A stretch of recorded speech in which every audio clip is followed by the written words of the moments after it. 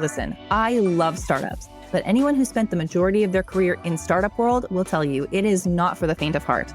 Jobs at startups are amazing learning experiences, especially if you're highly adaptable and you love wearing many hats. But for some PMs, the startup life may not be the best fit long term.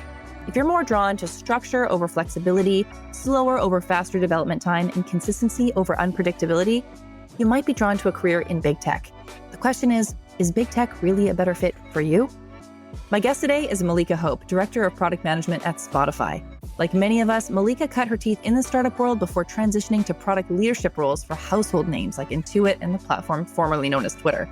Now that she's spent several years in the big tech landscape and hired many product managers into it, she's gained some really valuable intel for startup PMs interested in making the switch.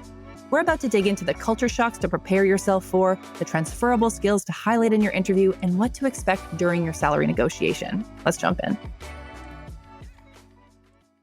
Welcome back, listeners. I'm Hannah Clark with The Product Manager, and if you're joining us for the first time, we are a community of tenacious product leaders here to share the weight of scaling your product. Our members are SaaS-focused PMs who genuinely love their work and are driven to help others succeed. So if you want to hear more about that, head on over to theproductmanager.com/membership. And today we're speaking with Melika Hope. Melika, thank you so much for being here. Thanks for having me. All right, well, we're going to kick it off the way we always kick things off. Can you tell us a little bit about your background and how you ended up where you are today? Yeah. I actually studied music in college and then went to business school and then became a chartered accountant. So it was like a very untraditional way of breaking into product. But I think people of like my generation, which makes me sound super old, but like people of like my generation, we all got into product in weird ways because it wasn't a traditional career path at the time. So I got my first role in product at an accounting software company that was more of a startup-y kind of environment. I was there for a few years. Then I went to Intuit for about 7 years. Then I was at Twitter for a couple of years. Don't ask me how that ended. And now I'm at Spotify. So I've like run the gamut. I've done B2B SaaS. I've done B2B2C. I've done B2C. I've done subscriptions. I've done ads. I've done centralized product. I've done international markets, like all sorts of different stuff. So I guess I'm probably what you'd call a generalist, and definitely have more of a like businessy minded view of product work rather than a tech first view. But yeah, I guess that's kind of my career very quickly. Today, we're going to be focusing on the transition from a startup environment to a larger established tech company, which is something that you know a little bit about. So to start us off, what would you consider to be the pros and cons of being a PM in a big tech company versus a startup? Yeah, I guess so. To start with like the big tech company, and some of these are generalizations because the companies will like never operate exactly the way you think they will. Resources and support generally do come with a larger tech company. Although, frankly, given the climate right now, like larger tech companies don't seem like they have the wealth of resources that they might have had like 4 or 5 years ago. But generally, that is something you can expect. They will almost always be more structured, which if you are someone like me, I said I'm an accountant, like I like a structured environment. I like to know who's responsible for what. I like to understand the processes that I'm going to follow. So if you operate well in that way, definitely a large company could be more beneficial for you. What I have found, particularly in the last couple of years when I was going through a job search for my newest role, having the brand recognition of a large company can be really useful to you long-term in your career. It's something that people don't talk about as much, but it's definitely super valuable. And similarly, the networks that I was able to build in those companies, of course, you can network in startups as well, but I did find myself going back to a lot of my large company network as I was doing that. And then, of course, compensation and perks do tend to be at least more secure at a larger company than a smaller one. But in a startup, there's also tons of really valuable pieces. Like when I was at a startup, I was the only product manager in the entire business supporting like 6 different product lines solo as my first product role. So like it was hard. It was incredibly difficult, but I learned how to talk to engineers. I learned how to lead meetings. I created processes and structures. Like the leadership experience that you can gain in those type of environments is incredibly valuable. You get a ton of visibility with leadership generally, especially if it's like an earlier stage startup. So that piece, really like learning how to lead and operate and step into that type of a role, I think really set me up for success for the later part of my career, which is a lot of big company, like based on what I already described to you. Mhm. So, in terms of mindset, how should product managers adjust when moving from a smaller, more agile team to a more established company with like a more complex systems and teams? I think a lot of it comes down to mindset. So if you worked in startups and want to go to a big company, first having the attitude and mindset of this is going to be something different and that's okay and I'm going to embrace it. If you go from a startup to a large company and expect things to operate in the same way, you're not going to have a good time. You're going to get frustrated. You're going to hit roadblocks. And this honestly goes for like any type of career transition, any type of new role. It may not be exactly what you want. The environment might not be ideal, but there's always something to learn from it. Maybe you prefer the startup environment, but you're going to a large company to kind of round out your experience. That's okay. Just be prepared that that is what's actually going to be happening. You might have to think longer term. You might not see as many short-term successes, short-term wins. You likely won't have as immediate of an impact. Again, that's okay. And I would also like embrace the change. So embrace the processes, embrace the decision-making tools that you'll learn. Like a lot of those large companies have their own research methods. They have training for product managers. Like absorb as much of that as you can, like take advantage of that wealth of resources and knowledge, network as much as you can, participate in an ERG, understand the systems. Like, yeah, I would see that. I would use that advice for almost any role, but specifically here, take what you can from it and embrace the difference rather than trying to force, a work environment that may not make sense. Yeah, totally. Like a circle in a square peg kind of thing. Hey, Exactly.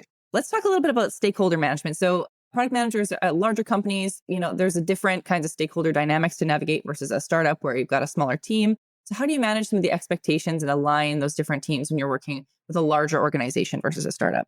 Anytime I think about stakeholder management and how to, ensure your voice is heard, ensure people have the right information, ensure folks are on the same page, like it's always going to come back to data and the quality of data that you're using, especially if you're trying to push a project forward or get something done. The most effective argument, I want to say 100% of the time, but I'm sure someone will point out a time that it wasn't 100% of the time, but it is having great quality data. It's having great quality user research and great quality metrics behind the argument that you're trying to make. And that should shut down like any issues and that should pierce through a complex organizational structure. It shouldn't matter if the data is as compelling as you think it is. And if it's not, then I would work on gathering that data before you try to navigate some of those dynamics. I would also really lean on your team and the other folks around you, like your manager. But when in my first role, in a larger company out of a startup environment, I was really grateful that I had a manager who reached out to people proactively and was like, I have this new PM, Melika, you want to meet her? Like if I visited the office that he was operating at, which was a different office, he would set up meetings for me or he would tell me specific people to make time with to build those types of relationships. So find an advocate or find a sponsor within the company that can help you break through the noise and understand who the key folks that you need to know are and that can break down that corporate structure to you. There's always someone that wants to help. There's always someone that wants to be a part of your success story. So find those folks and always ground yourself in data. And I'd say those tools can always lead to success. Really practical tips. And I imagine that kind of that breaking down and kind of getting a closer relationship with that management structure can help to sort of speed up decision making and your ability to react quickly, which can be a bit of a challenge in a larger organization versus a more agile startup where things can happen kind of on a dime. Do you have any other tips for kind of speeding up the pace of change or, the pace of iterations when you're dealing with more levels of stakeholders and more levels of approval? I mean, even in a large organization that has more stakeholders, more levels of approval, et cetera, there's usually a silver bullet kind of thing. Like there's usually ways to navigate through them. And that's, again, where having that strong network can come in handy. But again, I would kind of go back to what I said earlier about embracing the change. Like if you are used to a startup environment, you go to a big company and you're like, man, I want to make decisions as quickly as I used to. I want things to operate differently. You're going to just end up being frustrated and hitting roadblocks constantly. So it may be time to actually think like, okay, I'm working at a slower pace here. What are the things that I can gain from that process or gain from this bureaucratic environment that I wouldn't have otherwise? Instead of just constantly feeling that frustration, like there's more to product can't believe I'm saying this out loud. There's more to product than just delivering as quickly as possible all the time, right? Usually those processes exist for a reason. And so it can be worth taking the time to really understand why. And you could decide after, this isn't for me. I don't want to work like this anymore. I prefer an environment where I'm just executing, getting stuff done, and that is fine. But that mindset shift, I think, will really help you set up for success. And one other practical thing I would say is if you have a longer term project or you have a project that you know is going to take longer through approvals, et cetera, piece it apart into like short term goals and like smaller pieces. And then maybe you can get some of that gratification. And so if you're thinking about it sprint by sprint or like whatever it is within a larger structure, hopefully that while operating in that larger space can still help you get those feelings of, okay, I am delivering, I am getting stuff done, I am seeing success in shorter time frames, even operating within that larger space. Yeah, you're echoing a lot of the opinions. We had Akash Gupta a little while ago on talking about more of a feature factory, but his point was sometimes you just have to kind of embrace like, what is the role? Like, what is your job? Kind of just look at the environment and how can you really excel like within the parameters of the job that you applied for and not the job that you wish that it was. So yeah, I think there's a certain zen to that for sure. Everything is short term, right? Like you don't love the role. Instead of thinking, how can well, maybe you can fix it. Maybe you can make things better, but really being in that headspace of, okay, I'm not going to be here forever. I do have plans to move somewhere next, but what can I gain from this? You should always be in that mindset of like, what can I take away from this experience, even if it's one that I hate? Think about what stories you can tell about it in your next interview process. Like if you have that type of an attitude, nothing should feel that negative all the time. Yeah, that totally makes sense. And actually, it kind of sort of echo that sentiment. If we think about pulling what we can from our startup experience, if we're currently, in a smaller organization that's kind of on its way up, what are some of those skills and experiences that we should really like take advantage of that are transferable when we decide to move to a larger tech organization? I mean, the number one skill I always look for when I'm hiring PMs is communication, verbal communication, written communication. Like, can you talk to an executive? Can you speak concisely? Like, that is just as valuable in a startup as it is in a large company. Honestly, I think a lot of the skills are like quite transferable, but that one is obviously the biggest, or at least in my head. I think, I mentioned before how you can gain that type of leadership experience in a startup environment. Some of them are more casual, but you're still likely working with more executive level folks than you might at a large business. Like when I was in a startup environment and I was meeting with the owner and the VP fairly regularly, when I was in a large company and had to meet with SVPs and even with the CEO, it wasn't quite as intimidating because I was used to operating with the person that kind of controlled everything. And so that's definitely one. The PM craft is the PM craft, right? Like you learn how to work with engineers, you learn how to work with data scientists, you learn how to work with designers, et cetera, assuming you have all those resources in the startup environment. So that really shouldn't change. Honestly, I think so many of the skills are the same. I think we almost overthink it with, okay, it's a big environment. Things are going to be so different. Processes will be different, but great product management is great product management wherever you are and whatever you're working on. This episode is brought to you by Sprig. What if your product team knew exactly what to build to achieve your toughest goals, like increasing conversions or boosting engagement? Meet Sprig, a product experience platform that generates AI-powered opportunities to continuously improve your product at scale. First, Sprig captures your product experience in real time through heat maps, replays, surveys, and feedback studies. Then, Sprig's industry-leading AI instantly analyzes all of your product experience data to generate real-time insights. Sprig AI goes even further with actionable recommendations for driving revenue, retention, and user satisfaction. Join product teams at Figma and Notion by uncovering AI-powered product opportunities at scale. Visit sprig.com/theproductmanager to book a demo and get a $75 gift card.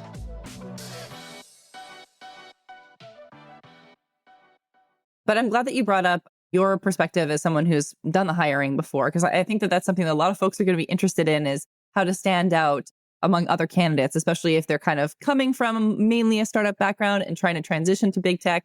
What are some of the other things that you look for in a candidate that kind of show that that person might excel in this environment and they might be a good fit?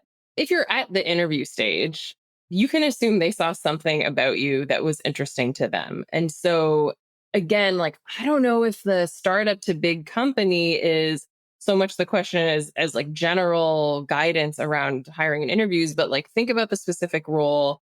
Think about exactly what they've stated that they're looking for. Do as much research as you can. There's something that they needed. Maybe they want someone to switch things up because they feel like things have gotten too bureaucratic. Maybe they are looking to have the team move faster. Maybe they want someone that's comfortable doing their own research because resources are tight and you don't get a researcher. So like try to find out exactly what it was about you that made you interesting to that company. And I would lean into that and really focus on that during the interview process. Things like, being able to demonstrate that you can think longer term and that you, even if things were moving faster, you were able to set longer term goals and achieve against them, that you have that type of patience. But I think a lot of it is expressing that desire for growth. Yeah, I'm used to a startup environment. These are all the skills that I've gained from that, all the things I described, like great leadership skills. I'm a strong communicator, et cetera. Now I am looking to expand. I have that growth mindset. I'm looking to broaden my experience. I'm looking to try something new and just explain that, you understand things are going to be different, but these are all the reasons why those transferable skills will set you up for success. So I think it's a big combination of like doing the right research and understanding what they're looking for, and then just being able to tailor your experience towards that, which again is the advice I would give anyone looking for a job, not even necessarily the startup to big company. I don't think it has to be different. Okay, I'm going to kind of go into a little bit more tricky territory. We're going to talk about compensation a little bit. Ooh, okay. It's something everybody wants to know about. Naturally, compensation works differently at big tech than startups. And it's one of those things that no matter what your job you're applying for, there's going to be some red tape. There's going to be some playing chicken. What are some of your tips as far as negotiating compensation for folks who they're really interested in the role, but they also don't want to come off as too demanding or undersell themselves? Do as much research as you can. And this is, again, anytime you're applying for a new job. Find someone that worked for the company or works for the company. Talk to your friends that are in big tech. Find a network of folks and reach out to them. People love talking about themselves, their careers. People love giving advice generally. I mean, you might find some folks that don't, but a lot of people, especially people in product, we love to talk about ourselves. We love to give advice on how to be successful. The best advice around negotiation is finding someone that has been through that process or that has gone through something similar and can give you an idea of what realistic numbers look like or what you can expect. Big company environments, generally, folks say that the compensation is better. It's definitely more stable. Startup opportunities can have a stronger upside.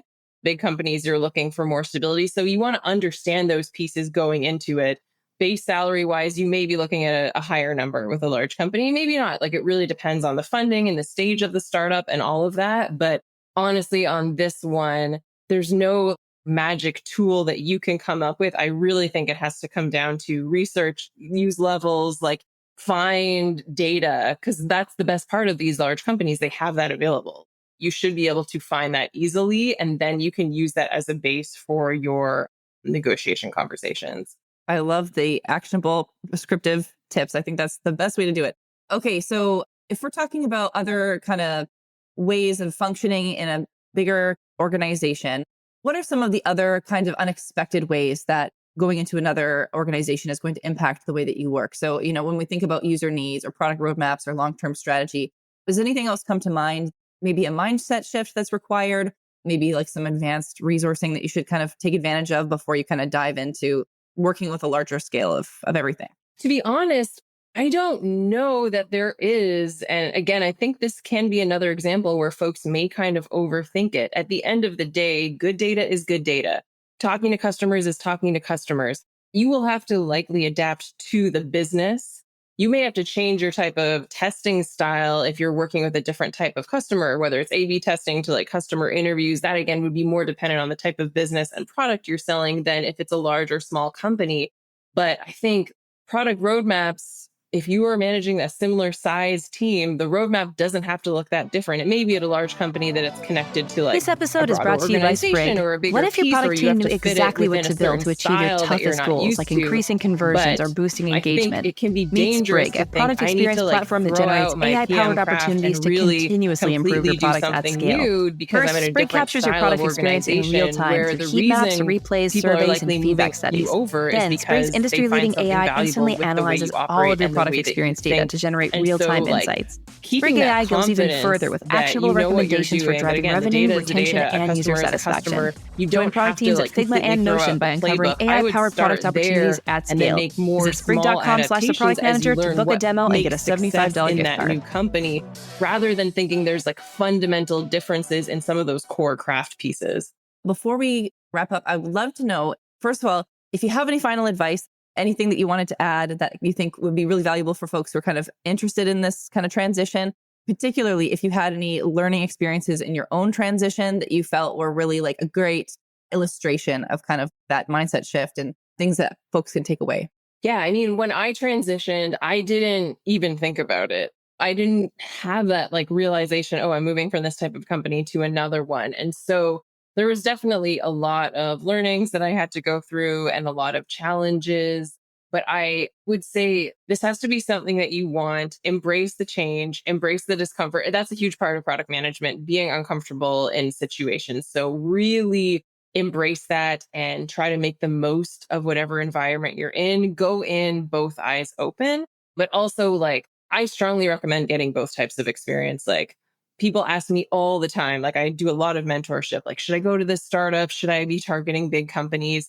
I will always say the best PMs have experience with both types of environments because I think the learnings you get from each can be invaluable. I think you will, after getting a bit of experience at each, identify which one makes sense for you. Like big companies work best for me. I really like the structure. I like to know what's coming. There's enough chaos in large companies without going to a startup where the chaos can like increase even more. So I know that that's what's right for me, but it's really, and I think I've kind of emphasized this through this entire conversation, it's embracing that change, embracing that discomfort, and falling back on and remembering why you're there in the first place, like what those core skills are. Those pieces shouldn't change. And so go into those situations with confidence, and it may be painful at first, but it'll ultimately be beneficial for you. Absolutely. And at the very least, it's a learning experience, right? You learn a little bit more about yourself along the way. Melika, thank you so much for joining us. So where can people follow your work online? I really need to get a website set up because I get this question a lot, but you can absolutely find me on LinkedIn. And I'd love to chat to young PMs. And I do a bit of consulting as well. And so feel free to reach out if you want to talk more. Yeah, thanks so much. Thanks for listening in. For more great insights, how-to guides, and tool reviews, subscribe to our newsletter at theproductmanager.com/subscribe. You can hear more conversations like this by subscribing to The Product Manager wherever you get your podcasts.